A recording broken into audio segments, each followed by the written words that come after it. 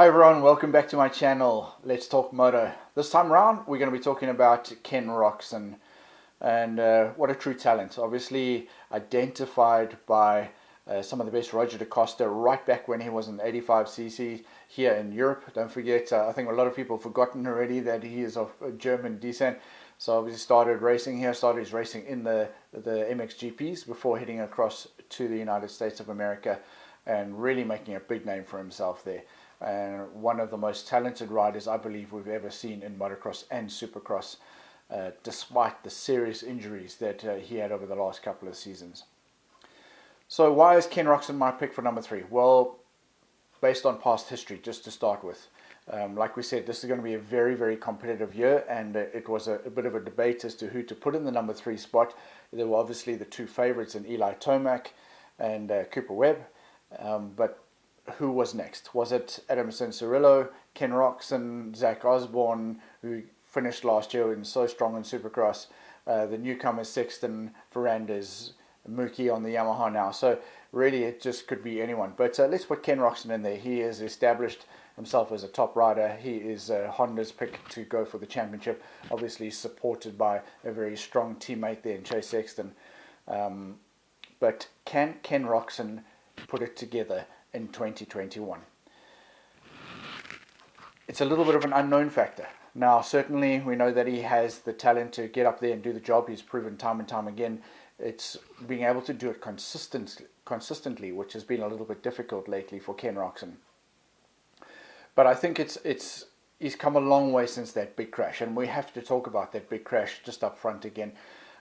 Those of you who don't know or have forgotten that very big crash Ken had in the Supercross where he almost destroyed his arm, and that was probably enough for a lot of riders to have quit racing, but not Ken Roczen.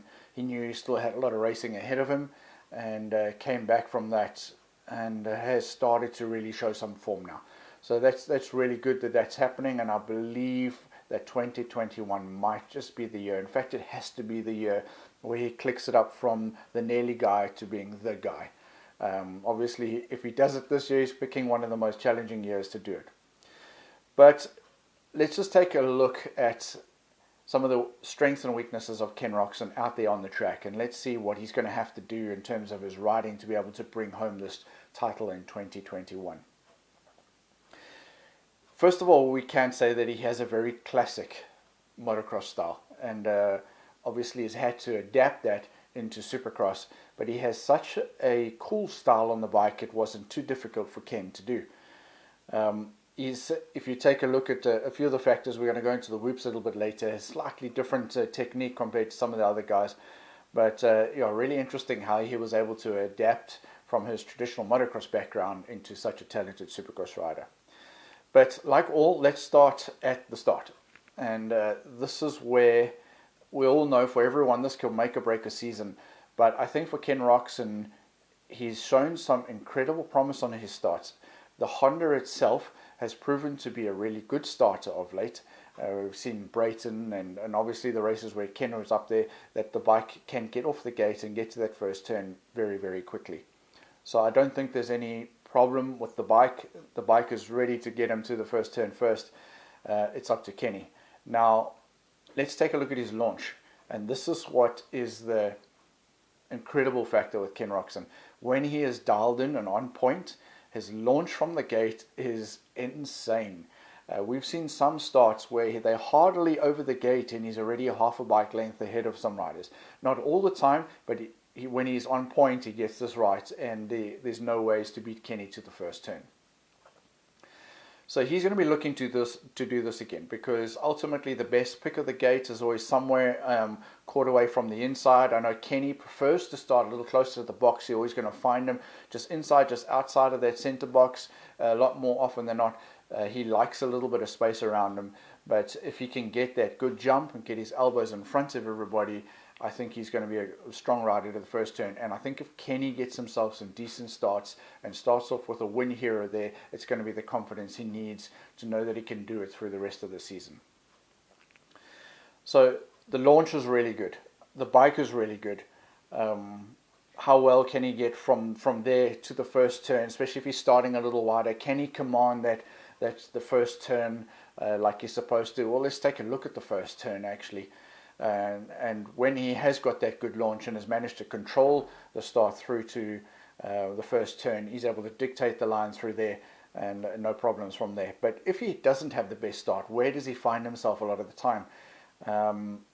If he does start a little bit more inside, he tends to come through the turn in an okay position. But from where he prefers to start around the box, if the start isn't that good, he tends to be pushed a little wide and has been involved in some scuffles on the outside of the turn sometimes. So he's going to have to look at that. It's going to be probably a year of what Eli Tomac had to go through last year, and this was an improvement in start strategy, not just technique. We all know that. There's also a very specific way to practice starts as well. It's a lot of new riders to the sport make the mistake of I've seen riders basically from the start gate to the first turn, and they time it, and they practice starting first gear, second gear, and lots of different techniques. So basically full throttle, half throttle, dumping the clutch, feathering the clutch, all sorts of different techniques. But really the start is not about how fast are you from the start gate to the first turn. That would be in the ideal world. Really, there's so much more to the start than that. Remember, you're starting with a lot of riders next to you. So it's just being able to get your elbows in front of the riders next to you. Give yourself the space to move. Remember, there's a lot of torque going to the ground, so you want to be able to do that adjustment, not too much like Tomac was doing, but a little bit of adjustment to keep that bike tracking in a straight line. And if you're being closed in by the two riders next to you, you can't do that. You almost have to back off a little bit to make sure you keep nice and straight, and then your start is pretty much done. So for Ken, he likes to start next to the box and give himself a little bit of room. And if he can get that good jump, I think if Kenny gets up into the top 3 in the first couple of rounds, I think Kenny's going to be the man towards later in the season, especially if his health permits it. Right, going into the whoops, this is where I really wanted to focus. Kenny is super quick through the whoops, but not consistently. Sometimes he's really, really, really good, quicker than anyone else on the track, and other times not so much. And this is all depending on how the whoops are built at that particular track. Now, Kenny has a typical motocross style, almost the way he hits whoops. He's a little more back on the bike compared to the other riders. So this is really, really good if you want to keep really hit the whoops fast and stay low. But the moment the whoops get a little bit more technical, you have to come a little bit more forward, be a little bit more in the center of the bike as you go through, for it to make sure it's just tipping the top of all the whoops. So when the whoops are set up right for Kenny, there's going to be no one quicker than him out there.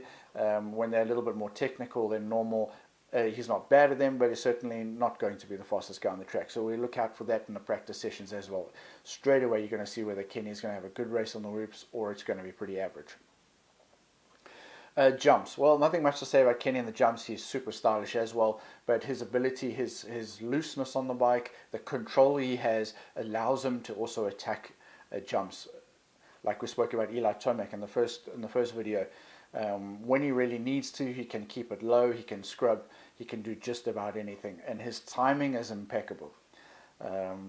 However, in the rhythm sections, we have seen him make some mistakes later on in the race, and I don't think this was too much down to ability. I think it was to do with some health issues and concentration issues, and that he had, that hopefully he's over now going into 2021.